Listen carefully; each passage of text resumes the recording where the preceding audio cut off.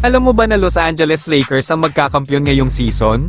Kung si Austin Reeves ang tatanungin, sila ang magkakampyon ngayong 2025.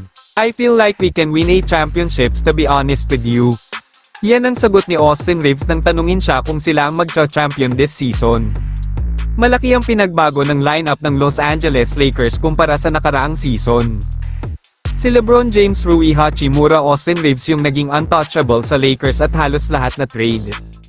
Last April nakuha ng Lakers sa isang unpredictable trade si Luka Doncic at Maxi Kleber na tanging mga general manager ng Dallas Mavericks at Los Angeles Lakers yung nakakaalam ng naganap na palitan.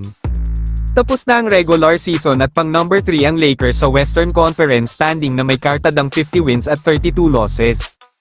Makakatapat ng Lakers ang number 6 na Minnesota Timberwolves sa pangunguna ni Anthony Edwards, Rudy Gobert at Julius Randle.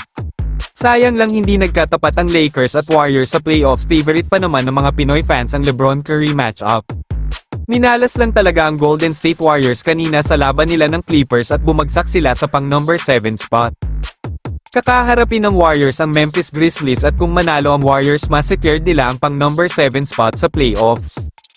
Sa ngayon pahinga muna ang Lakers, may 6 na araw pa sila para paghandaan ang Game 1 kontra Minnesota sa Sunday 8:30 AM Philippine time. And it's a credit to our players, each one at different points in time has contributed to winning. Yan ang nasabi ni Coach JJ Redick sa performance ng kanyang mga players. Maging si Austin Reeves masaya sa nagiging takbo ng kampanya nila sa kampyonato. Every time we hit any type of adversity, we bounce back, and that's all you can ask in a group.